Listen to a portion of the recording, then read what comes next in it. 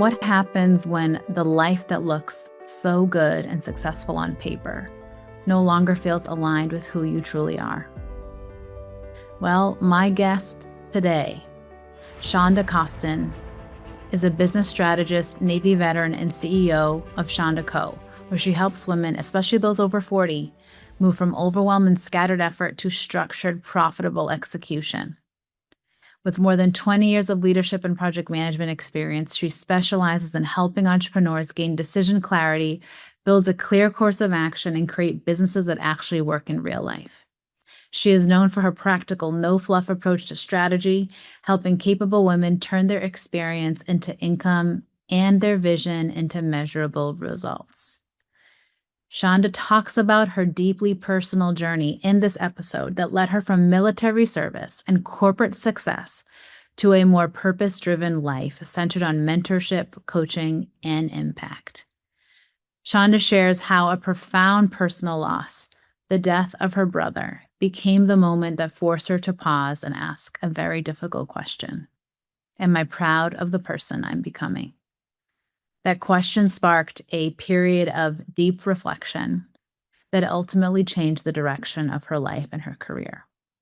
So in this episode, Chanda and I unpack the realities of navigating multiple career paths, from the military to government to corporate leadership, and the inner work required to move from external achievement to authentic fulfillment from within. Now, this conversation goes beyond career transitions, folks. It's about identity, it's about purpose, and the courage it takes to redefine success on your own terms. We use this phrase a lot, redefine success on your own terms. It's important that we all take into account that people define success differently at different seasons and stages of their lives. So when you hear redefine success on your own terms, I want you to think about what that might mean for you as you listen to this episode. It is not a phrase to be taken lightly. That phrase itself, how can I redefine success on my own terms? There's a whole lot of unlearning, a whole lot of deconditioning, a whole lot of peeling back layers where underneath there are things you may not want to look at or you are scared to look at. It's all part of the work. And we're all in this work in some form or fashion. Everyone is in this work in some way, whether they know it or not. And Chanda, in this conversation, talks about her work. So I'm really excited for you to listen to this episode, take all the notes you need to take, and I'm sure that you will get so much out of this conversation. Chanda, thank you so much for joining me on the Humble Rising podcast. I am so excited about our conversation today. Thanks so much for having me. I'm looking forward to it as well. So thank you. So Chanda, let's start with your background, your story. Tell us more about you and how you got to do the work that you do right now, because I know it's been quite a journey for you. It has. Um, Starting first things first, I started this coaching because I started a nonprofit because I lost my brother. And in that space, I realized I like mentoring and teaching and coaching. And so I explored it more. But before that, it was quite tumultuous. Military, mom. Um, from there, I went to corporate. From there, I went back to the government. And then I went to corporate again, but I did it as an entrepreneur. And it was in that time that I realized I was headed on a track to make lots of money, I believe. And I got stopped in my tracks. And losing my brother made me look at myself and say, would you be proud of the person that you are and who you're becoming if it's the end of your days? And that kind of pushed me into doing the work to kind of look at myself and say, wait a minute, I don't know if I like who I am. The world may think I look good on paper, but do I like who I am as a person? And that was kind of coupled with the work I was doing in the nonprofit space and serving in pain. And that put me in coaching. Tell us more about, because I know people are going to want to know. Yeah. Tell me more about the transitions, The right? pivot. Very corporate. Yeah, tell us more about that. And what was the impetus for each one? Ooh. Yeah, well, lots of twists and turns there. I think I call myself a professional pivoter. So that was way back. Um, I'll pivot, or I like that language. um, so first things first, going into the military, I didn't have the regular journey of going into the military. I went into the military later in life. I was a mom of 3. I was in an abusive marriage and I needed a way out. And so I had left my husband at the time, but I wasn't stable. And I had talked to the military before and decided I'd revisit it. And I was also in college at the time, but you can imagine school and work as a mom, and I was like, they said they're gonna pay for my college. I'm gonna go in the military. So that's what I did. And I enjoyed it. 10 years I gave the military, successful by my standards. I came out with an honorable discharge and did what I had to do. And the time I got out, it was time for me to deploy, basically, and I would have to do an independent deployment and leave my children at home, and I said and I had done several deployments, to be fair, so I wasn't that person who didn't deploy, but I had deployed, I had did my shore duty, because I was in the Navy, and it was time for me to do an independent deployment, and I said, "I'm gonna stay home. I'm gonna better my babies." At Mhm. the military, of course, they tried to talk me out of it, and I was like, "No, I think it's time." So, I was blessed enough to land a position in Deloitte, consulting, and they had just acquired a small consulting firm, in, Maryland, and they picked me up, and it was, like, amazing. Coming from the military where everything is so structured to go into Deloitte, when I went to orientation, the one thing that stuck out to me is they gave me a laptop and a cell phone and a laptop block, and I didn't have an official working space unless I hoteled, right? And so it was like to go from I had to be at work by 5:30 every single day, right? If they said I had to be there, I had to be there, or I was going to jail because I was AWOL. So going to this space where there was just like military bearing became professionalism, right? Um, Mm. and the discipline and structure I learned in the military allowed me to show up as my best self in corporate. Whereas I think some people had problems because there was a lot of Ivy League kids who were in corporate as well. And a lot of them had a hard time showing up right on time for work. But that wasn't me because I came out of the military. Wait, Shonda, hold on. This is important. This is important because privilege and privilege is this is how it manifests, right? Tell us more about this. So military teaches you discipline and structure. I'm sure everyone listening can understand how that could be possible, right? The stakes are extremely high, which is why, I mean, literally life or death, which is one of the reasons I'm assuming they teach that to everyone. Share with me why that was so helpful to you and why you think others who couldn't show up the way that you were, like, what do you think that was really about? Well, it was a few things, outside of being mature, right? Because I was older, but also, when you come from that background, it instills in you an understanding, 1, that freedom isn't free, and 2, when you're at a place, someone else has to do your part, and it costs something. It causes stress on the situation, it causes stress in the relationship, it causes stress on the processes and the workflows, and so but when you have I call them kids because my kids are adults, but when you have young adults, right? And my oldest is 32. But when you have young adults who are coming from out of college and they're coming into these positions, even if they are supporting a government client, they don't quite understand what happens if I don't show up? What's on the line if I don't do my job? I come hungover, barely functioning, then what's at stake? And so there's a different mindset that is there for sure. And so and so then walk us through, I don't have to even comment on that. It was like a mic drop. Only because I love your emphasis on there's a cost to others, Okay. to not showing up. Also a cost to yourself in the long term, but to others. And this notion of Mhm. accountability to others and understanding the connectedness between people, even at work, right? In the military, you learn that and you're conditioned for that. But at work, like where people work, even in corporate, I'm sure you experienced this, it takes work for people to feel accountable to each other. Mhm. Was that your experience, like, at Deloitte and then, what you did after that? It was a really good organization.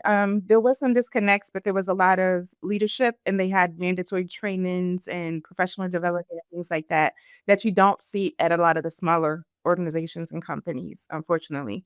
But it creates a synergy, right? And that team attitude. That sometimes it takes a while, and sometimes you just have an outlier who doesn't fit in, which makes sense. But Mhm. personally, coming from the military and where it was structured to something that was not so structured, I could appreciate it, but also I knew how to show up because I also knew what was at stake, right? Um, Mhm. that is missing a lot, from my youth. I'll put it that way, for my young adults. I'm sounding so old. Nope, you're not. No, no, no, no, no, you're good. So then walk us through your next big professional pivot, as you My say. next big pivot was, I decided I think I'm gonna do this entrepreneurship thing, but before I decide to do that, I'm gonna go to the government. And so I pivoted into government civil service. And I used that time to buy back my military time. I had served 10 years. And so if you don't retire from the military, the government at that time had a program in place where you could buy back your military time to go towards your retirement. And so even though I was there for 4 years, I now have 14 years towards government retirement. Okay. Wait, so okay, remind people what, and also me too, what government civil service means exactly. Like when you say go back into government civil service. Right. So all government workers, if you think of the government as a major company, everything that you would need on the outside, the government has on the inside. And so any job position, skill set that a person can do, private industry, thinking like to give you context, DOD. So the US Navy is a part of the Department of Defense, but the US Navy is an armed force in uniform. DOD is people that are civilians like you and me can apply for a job and go work for DOD as a civilian. And so as a civilian, I went and worked for the government. And in Okay. that role, I was able to buy back my military time, meaning I could take a certain amount of money out of every paycheck to put towards me buying that time back. So then it could count towards retirement. Okay. Okay. So you did that. And so tell us more about that and then what your next move was after that. So in that role, it's very similar to corporate. I was a program manager for the surface fleet and had a team working for me on contractors, reporting to upper echelon government and military folks because they tend to work in tandem together. Mhm. And it was great. It matched my skill set. So one thing I like to tell people is when you're in survival mode, and women men can relate to this too. When you're in survival mode, because life is not perfect, Mhm. you have to be analytical, you have to be rational, you have to be logical because you think like that in order to survive. So you're thinking sequential, this must happen for that to happen, right? Cause and effect. And so that worked very well for me because that's how my brain works. The male Mhm. brain, very logical, very analytical. And so I thrived. Coming from the military, I did logistics, and then coming into the civilian sector, I was logistics management. But when I went into government sector, I was a logistics PM, program manager. Program manager mean I manage a lot of small projects under one umbrella of a program. And for me, under logistics, that was obsolescence management for the surface fleet for the Navy perspective. Yeah. Yes, everybody don't get it, but to me, No, to I'm me, following. I'm following. I'm following. I'm like, I got it as much as I can. yeah, no. The So civilian as a non-military, non-civil service civilian. And so, that was really beneficial. It brought in a lot of what I learned from the military with the teamwork, the coordination, the leadership, the management, the structure, the discipline, brought it right into corporate and what I did best, managing teams, contractors, and, reporting out and working with leadership.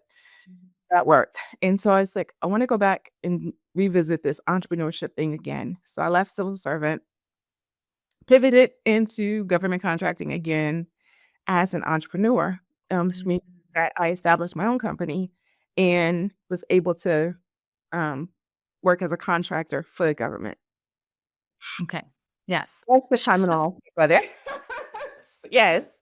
It's Wait, like, so well, how old are your children at this point? when I lost my brother, my children were, my oldest was, and she had graduated high school. So, yeah, she had graduated high school already. So she was in her, early 20s. Okay.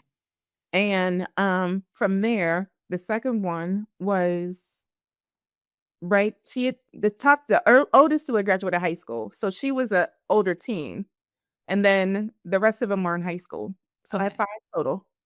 Oh, Mhm. Shonda, 5 total, Shonda. 32 to 21 right now. Yeah, but okay. They're Yeah. all they're all Oh, yeah. they're all yes, they don't need a sandwich. I mean, you still make them a sandwich if they come over, but they're not like reliant on you to eat. Like they can, they Right. can Yeah. feed themselves. My children are younger, so it's not the same. Yeah. Yes. 5. Um, I'm like over here, all hail, like 5 children. I Shonda, know. how do you have I'm just gonna let's like talk about motherhood for a minute.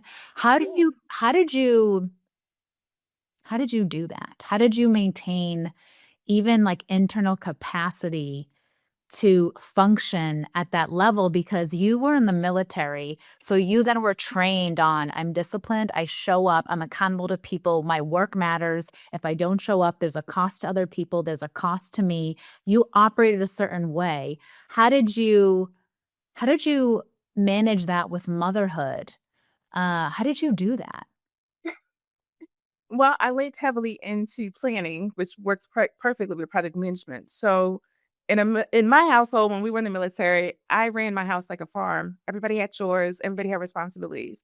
So, my oldest daughter was responsible to help with the youngest one. The second daughter was responsible to help with my son, which just left my middle child to work for herself. But if we're up at 4:45 in the morning and we're leaving out by 5:15 in the morning, that means everything is prepped the night before. All the bags are packed, all the clothes are ironed and laid out. So when we get up, it's literally everybody washing their face, brushing their teeth, putting their clothes on, being in the car by a certain time. And the one who you're assigned, you're helping to get them ready because it's time to go. Because you guys off at daycare, and then I need to get to work because we got PT, and then I have to go to work. So, um, and I was Wait, can I can I just say this is so inspirational, and I know people who listen to this podcast, like, I know people personally who listen, and I wanna say we can all learn something, ladies, mothers, from this, that, like, it's okay for an older child to take care of a younger child. It doesn't mean they're parenting the younger child, it means they're contributing to the way the family functions. absolutely. I think one of the things that we lost in the industrial age is the way the farmers ran, because back then most people were farmers, and if you think about what it required, the contribution of the whole family, right? Mm. And so when I say my kids had chores, they didn't have chores like cleaning my house at that young age, but they were responsible to reset their spaces. And so that's a term that I've carried over, right? So when my grandkids come over, people always say, "How do you keep your house like this? Your house is always neat and clean." So they don't do an adult clean, but they understand reset their spaces, right? Oh my And god. Shauna, when you said, "How is your house always clean?" I literally am thinking of all of us who our houses when people are not over are typically more messy than when people come over because we make sure we clean really well, but how it's oftentimes, at least I can speak for myself, because I feel like I'm so busy and I don't have the patience to continue to, like, remind one of the children, "Remember, go clean up the thing that you were doing so you can go do something else." Like, either I'm not paying attention, I don't catch it in time, or I don't have the patience because that would take some time for them, and for me, I go and I'm done. And yeah, so I'm just thinking of when you have a routine with your kids and they just know this is the expectation, it may require some of that impatience, patience, like, so they can learn and then it becomes more automated for them versus like always feeling like it's a slog to get them to, reset the space. I love that word, reset the space and clean up after themselves. So you're not having to do all of it all the time. exactly, exactly. But deep clean either Saturday or Sunday was our household rule. So they would be required to strip their beds and help make their beds and separate their laundry. So when they got old enough, it's like, okay, let's separate the laundry. Let's put the colors in and so they're helping do it. So they're learning. And as they get older, then they're transitioning these chores over to themselves because I only have one son, but I did not want to have a son who was forced to marry because he couldn't cook and clean. And so he had chores like everybody else in the house. I'm saying thank you. Thank you. You have no idea, Shonda. Thank you. Because the worst is when your husband becomes like your child.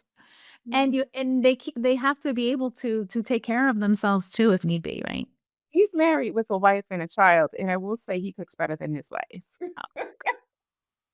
Yes, I love it. Also, I mean, you taught him to Yeah. also take care of himself. So Mhm. he knows how to do all those things. Oh, yeah. Right? She can, he can, he can't, she can. And so that's like a real good partnership right Well there. balanced, for sure. Yes. Yes. Okay. So I don't want to zoom past something that you said because you were a program manager and you were in the military. Mhm. Tell us, I talk a lot about intentional leadership.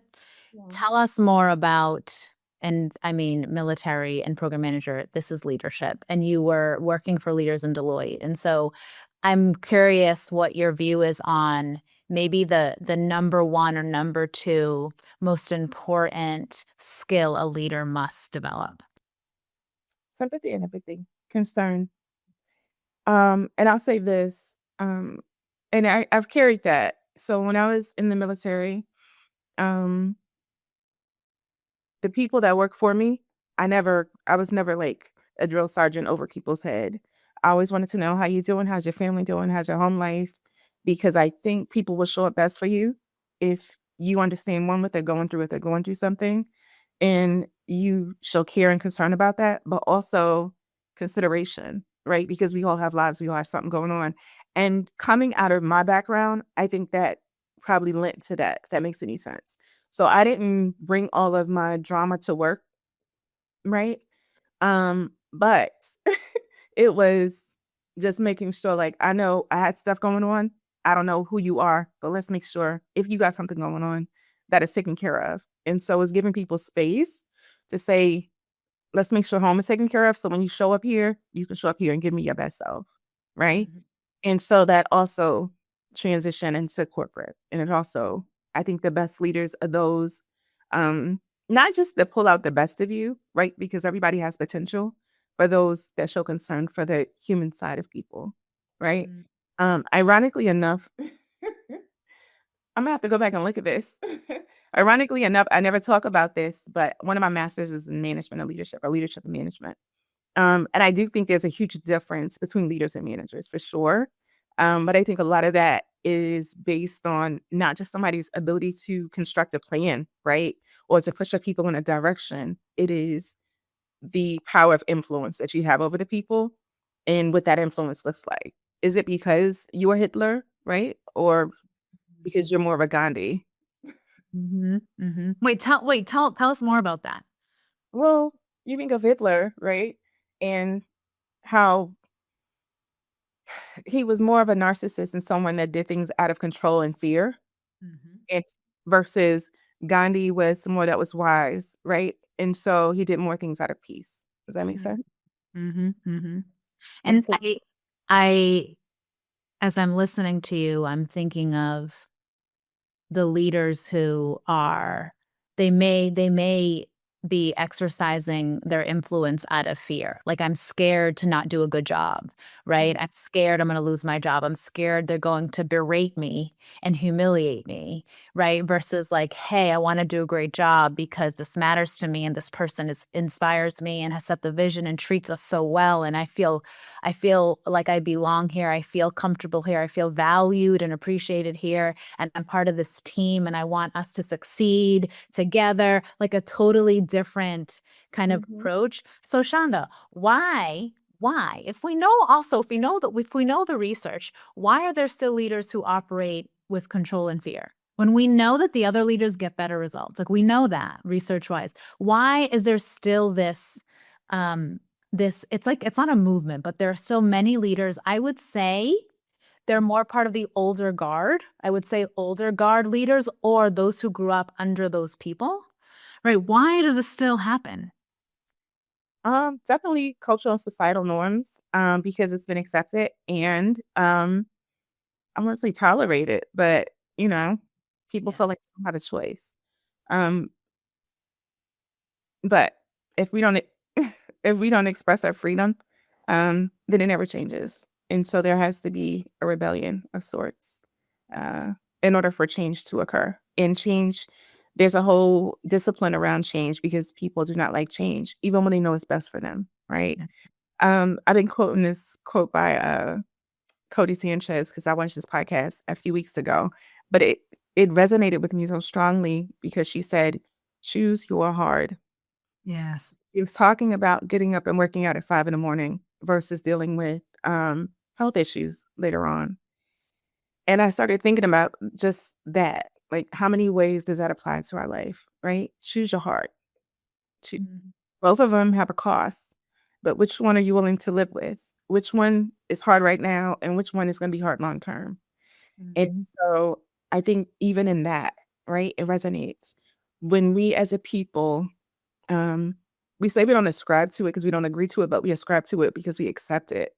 But when we as a people tolerate and accept behaviors that are not humane, right? That are almost not it's not worthy like of who Mhm. we are as people. Because to me, they're treating me like a robot or they're treating me like an animal, right? As not as a higher self-thinking person, right? That is giving your time, your energy, your resource, your life to them to fulfill the thing that they have, which is a job in most instances. It's like, how dare you talk to me like that? How dare you Mhm. pretend like I'm less than you or I have nothing to offer yet you need me here, right? So it goes back to choosing your heart. Mhm. I That's love. yeah. Yeah. No, I that message will resonate with so many people, and I'm sure many people also say, "I just don't want it to be hard, I want it to be easy." And I will say, "Yes, but stress and challenge are inevitably part of life, so it's gonna happen anyway." You might as well try to direct some of that. Yeah, exactly. Like I think we all are connected. And even though it seems like our one movement is not much, it's that pebble on the pond that caused that ripple effect, right? And so you can never look at it like, oh, well, I'm just this little person. It's like, no, when I, as the pebble, hit the water, it's going to cause a ripple and it's going to create change. Something is never going to be the same because of that one thing that I did. And so I'm going to be courageous and I'm going to cast, right? So just a thought. But anyway. That's not just a thought, that's really profound, and something that I would encourage everyone listening to really consider, for whatever they're navigating in their lives, to really consider this frame of, well, how do I choose my heart, and understanding that there are gonna be costs no matter what you choose, but you can be intentional with it. So speaking of intention, you then have another professional pivot, so let's talk about that. So went back into corporate as an independent contractor, working directly for the government under my own umbrella. And within weeks, I lost my brother to gun violence, and that's when the major shift. It was like I don't know how to explain it. Even though I stepped into that space, the major shift occurred when I lost him. And within weeks, I he was lost to gun violence, and I felt like he was snatched. And he was only 27 when he passed away. And I remember thinking, you don't get to decide his story. You don't get to create a frame for him like this. And I said, we're gonna do something. Like this is my energy. Like we have to do something. And so I was like, we're gonna start a nonprofit and we're gonna serve the community where he lost his life. And he passed away October the 11th.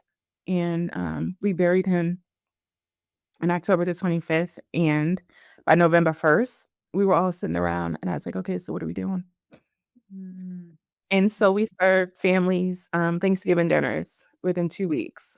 And that was our first initiative. And we've grown immensely since then. But within that, like I said, I was on two paths, well, three paths, because there was the independent contractor consulting path that I had started. It was the me path, and the reason I make myself a separate path, it was because, um, it just changed me, right? It immediately made me start assessing myself. It immediately made me start saying, like, "You're no longer successful because you wouldn't like who you're becoming in the road that you're on."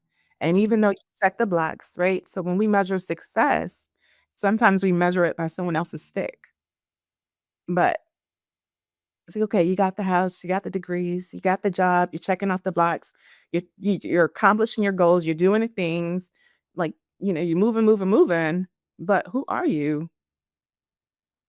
That's one path, and the final path was a nonprofit path, and it was, very beneficial, very, very beneficial to be able to serve other people through my pain and Mhm. something good around something that costs and something that hurts so much.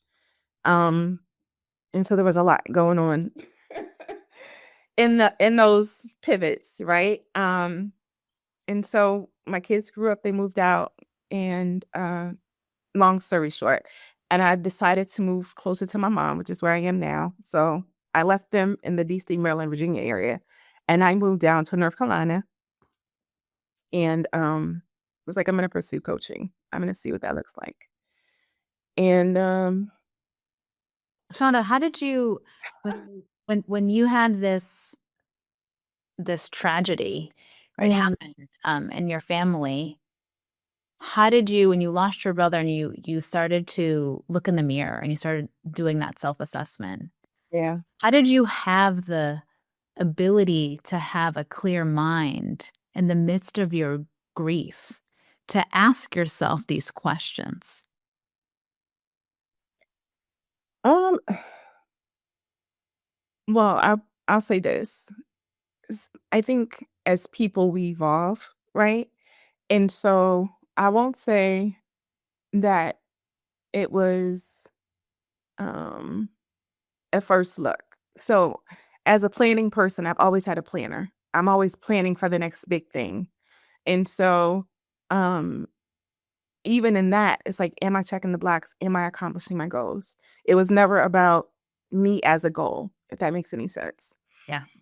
Um, but for those who have lost someone suddenly, and I'll say it that way, and it could be a loss because I'm no expert on that, but um, anyone who lose someone suddenly, unexpectedly, right? I think if you lose, like I lost my grandmother, who was my heart, and she was older, and it hurt me, but she had lived a full life, right? And sometimes people are sick, and you lose people to illness, and it doesn't impact you the same way because it's like it's out of your control, right? When I lost my brother, it felt like somebody snatched him from us. He was so young. And so it took me from hustle mode, I'm doing a thing, I'm checking the blocks.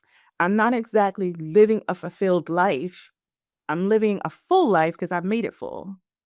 Fulfilled and full is not the same. And even though I have a full life, I'm not fulfilled. I can't say I'm happy. And it's like, what else is broken in my life? Does that make sense? So I would like to think that those that are faced with sudden death, it causes a shift within you because I don't think you can lose anyone that you love and ever really be the same. I think, right? Evolution happens all the time with us. It could be something wise, as somebody says, profound, as somebody said. We're constantly changing based on a new understanding of something that we internalize or we take to make a part of us, right?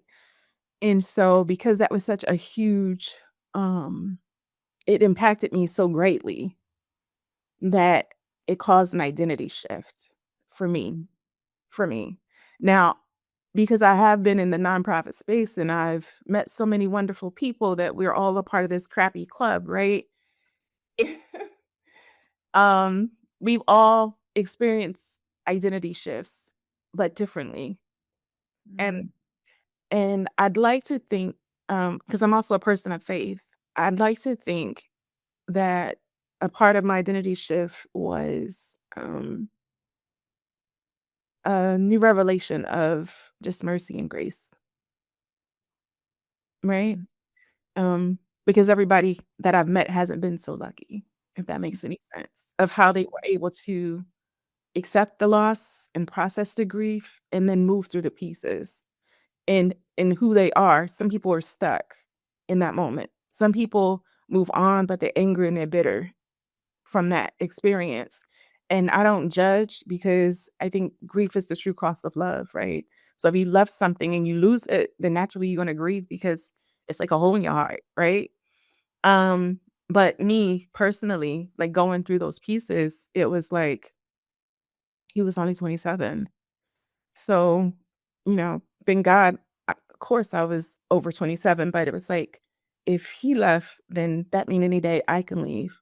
And would I be happy with who I am? Mhm. If he left, that means I can leave. And am I okay with the impact I made? If he Mhm. left, that means I can leave. What would they say at my funeral? What would that conversation be like? My mom couldn't handle doing anything when we lost my brother. So I did everything. And I don't like looking at the pictures from that. I'm like an old school picture person. And every so often I'll have to flip through books to get people pictures. I don't know. Anyway, I came across a picture from the day of the funeral and it was like grief set on me. I didn't allow it to sit on me for a whole month because I knew I needed to handle that for my mother. So from making the arrangements to making sure the funeral and the programs and everything and the burial, everything went fine. But at the end of it, it was just like a toll. It was a lot. And it was Mhm. okay. And so I mean, but people just process differently through that. But I think that is what pulled me away from the hustle mode and pulled me out of a full life where I think, who knows? I know I'm sure I'm very type A. I'm sure it would have been like a major, major success. And I did okay, but I didn't do as well as I could have. So I was Mhm. by nonprofit. However, in my mind, I was gonna be in a like big time mogul in the government contracting space. And I was tracking until I got stopped. But I Mhm. an unfortunate distraction because then it caused me to kind of come back and reflect to say, okay, now moving forward, who will we become? And what does that look like? And what does success really look like? And what does freedom really look like? And all of those pieces. And I don't think we ask ourselves that enough. And so in my space, I always ask, what does that look like? Yes. Right? Because I think it's important for you to know, because once you get it in your head, then you can have it. Yes, that's what it's a question. Yes, are similar in that way. I'm always asked, what does it mean to feel more peaceful? Because a lot of people say, I want to feel calmer. I want to feel more peaceful.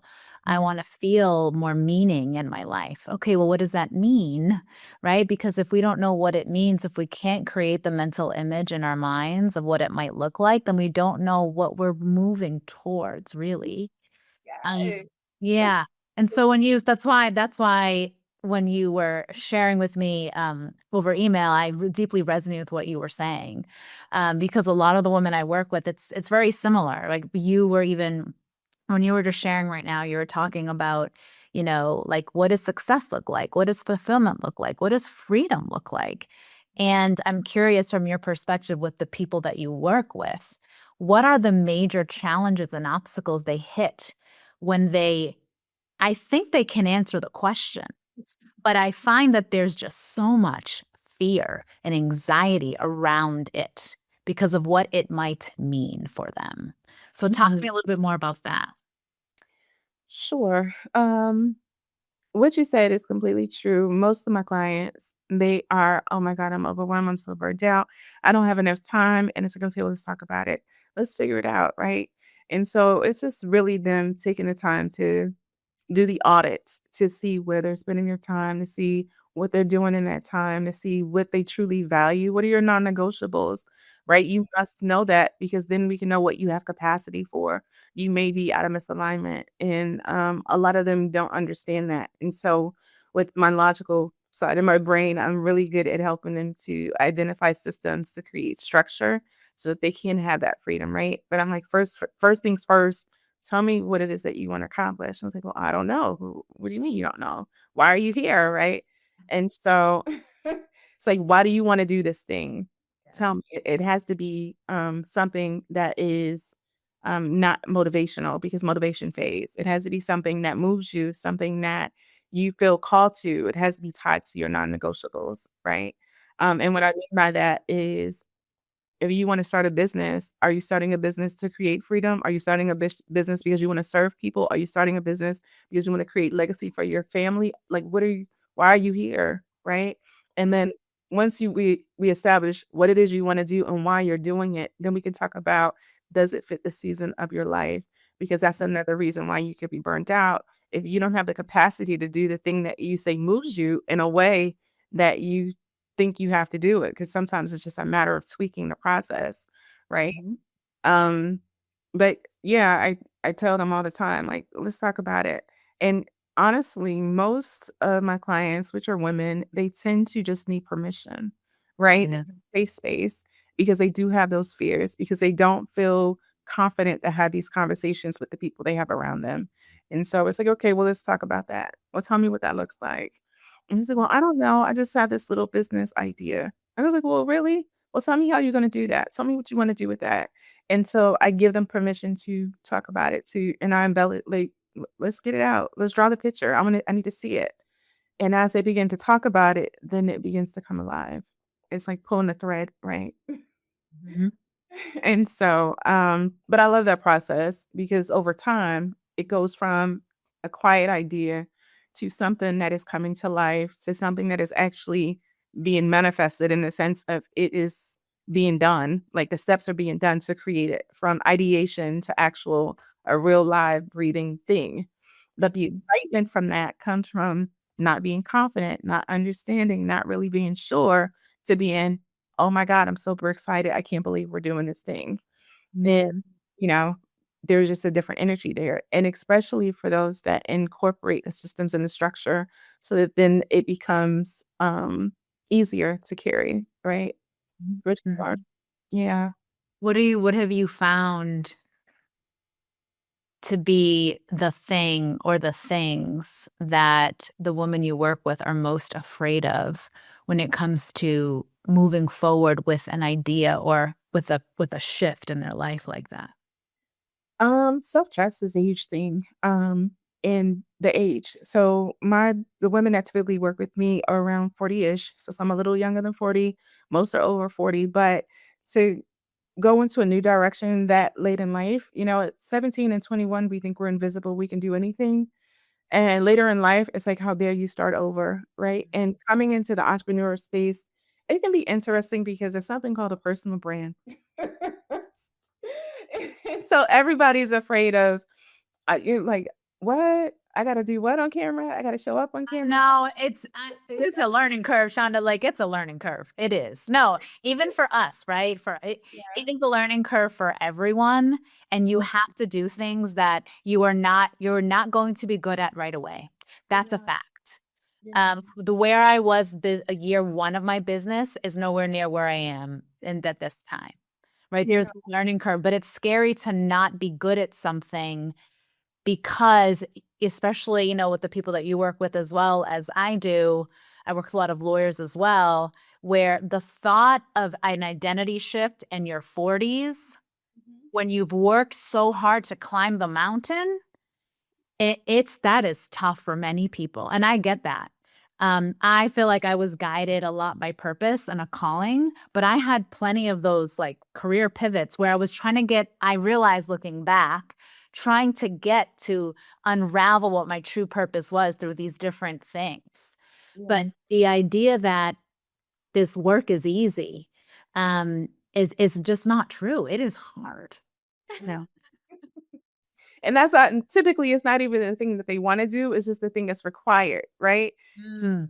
a personal brand. But I tell them, I'm like, first of all, community is so important because you need to be around like-minded people who are on the same journey where you guys can encourage each other and, keep it moving, right? You got to have somebody that you can send those crazy videos to.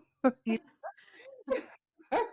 But also make it frictionless, and I live by that. So I'm like, if it's something in your life you don't wanna do, make it frictionless, make it easy. Don't make it hard to where you can talk yourself out of it. Uh, Mhm.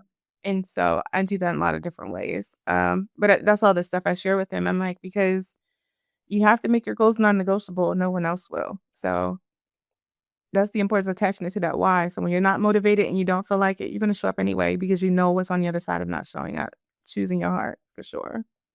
And your point about community Mhm. is I I have in the last maybe 8 months, I always knew the importance of community because I mean I grew up that way, but in entrepreneurship, I Mhm. think it's number one is Yeah. community because entrepreneurship can feel so lonely.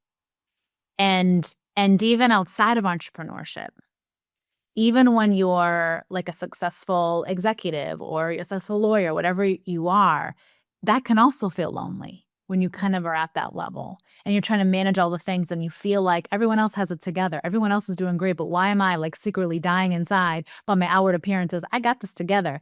That feels lonely when those two things are not aligned, right? The portrayal of you on paper and then how it feels inside. And you may be trying to make some strides, but it's really difficult and it feels really challenging.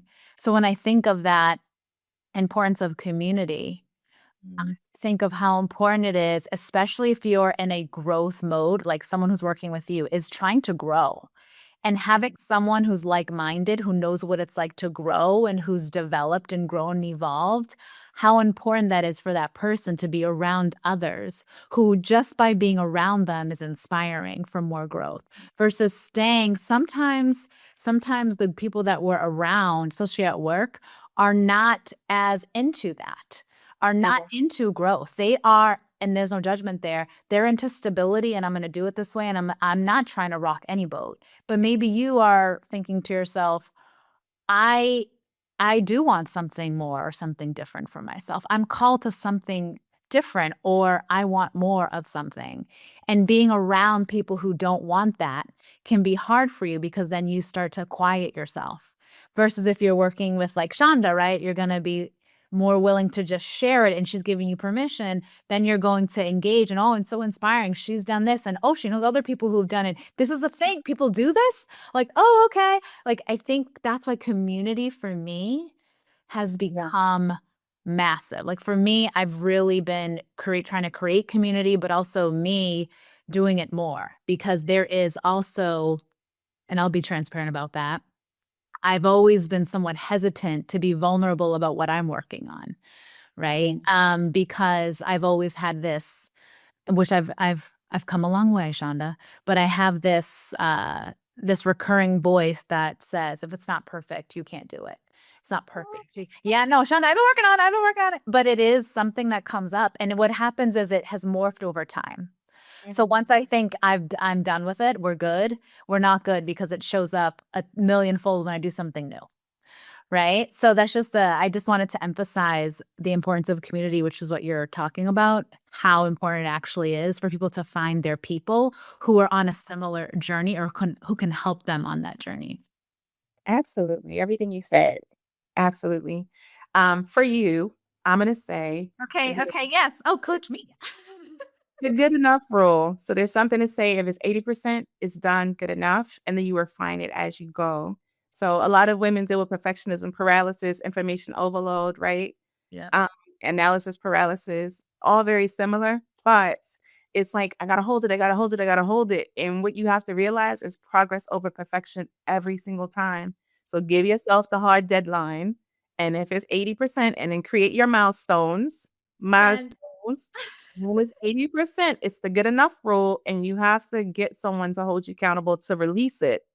And yes. then you have check-ins on a regular basis on how you can take the data, right? Because when you do things, it creates data and then Yeah. take the data and say, okay, how can I make this better? How can I refine this? And then you continue to release new iterations until you have like creme de la creme of what you want. Yes. Love that advice. It is what I strive to do, Shonda. Right, what you just laid out is exactly what I strive to do. And it's data that I'm like, "Ooh, what does it say? Oh my god." Like, it's like you're scared of what's gonna happen because honestly, what really occurs is it is not the result that you typically have envisioned the first time, right? But it is a result. And it often is better than I thought, right? Like, but it's not like the thing. And so I find myself too being like scared of what's gonna happen. Okay, I'm gonna send this, and what happens? So I appreciate, you doubling down and saying, yeah, but then it's another iteration and then it's another one and then it's another one. And that is how, for me, I have I wouldn't say a thicker skin, but the resilience is important to build in that way, like building that muscle of not taking things personally, right? Like if someone doesn't do something, it's not a reflection of your worth and your value, right? No. You got this. We got this. Thanks, Shonda. Thanks, Shonda. See, for those listening, coaches need coaches, okay? Coaches Absolutely. need coaches. We all need them. We all need this. Shonda, I wanted to make sure that people know how to work with you. And if there's anything you think would be most helpful for people in terms of like a next step if they do want to work with you. So, do you have anything that you'd want to share in that regard? Sure. Clarity Sprint is a great opportunity for someone who wants to solve one thing in their business and see if they would like to work with me. On a longer basis after that. But it basically, you meet with me 3 times and you would have the opportunity to diagnose the problem in your business. The second time we meet, we will look at different courses of action on ways to solve the thing in your business. And the last time we meet, we'd actually go over plan of action and milestones that will be based on the course of action that you chose for the direction you want to take your business or the thing you want to solve in your business. And it would be between 30 and 90 days, depending on the scope of the problem. So great opportunity. I would love to work with anyone who needs to solve some challenges in their business for sure. Would this also be, Shonda, for people who are just starting out and thinking about a business idea? Absolutely. So I work with clients across the spectrum, meaning new, those who turned a hobby into a business and they need the infrastructure piece, but also those who are working in their business and it's established, but they're ready to scale or they're looking to go in a different direction. So I work with clients across all different areas for sure. I love that. So, for all of you who are listening who have said to me, "Hey, I have this idea, but it's just an idea, and maybe I'll do it in 3 years." Just talk to Shonda. Okay, talk to Shonda. Shonda, where can people find you? On my website, chanda-co.com or on socials, chanda 2_co. Okay, and then I will throw the links to your website and all of your social media. I will throw those links in the show notes so people have it, and I'll also link to the programs that you offer so people can access those easily. Shauna, thank you so much for joining me. I love this conversation. I think you are like not only incredibly accomplished because that goes without saying, but also incredibly introspective. And even to hear you talk about your journey and the identity shifts and the questions you asked yourself are nearly identical to the questions I asked myself when I had my first major identity shift. And I want you to know that I feel like we are kindred spirits in that way. And it means a lot to me to have been able to meet you and to have had this conversation. So thank you for your spirit and for your wisdom and for sharing your light with everyone. It is very bright. And I know that anyone who works with you would be so fortunate, blessed, and lucky. Thank you. Thanks so much for having me. I enjoy this as well. I was thinking the same. I was like, wow, I just love her energy. Like, Yes, kindred spirits on the here. Thank you well, so much. thank you for having me. Thank you for spending this time with me on the Humble Rising podcast. I hope today's conversation left you with a new perspective, a little encouragement, or the reminder you needed to keep moving forward with confidence and intention. If this episode resonated with you, share it with someone in your life who could use it too. And if you haven't already, be sure to follow, subscribe, and leave a rating or review. It helps more people discover these conversations and become part of our growing community. And if you'd like more support on your growth journey, be sure to check out the show notes for additional resources and ways to connect with me. Until next time, remember, you have the power to lead, work, and live in a way that feels purposeful, fulfilling, and true to you.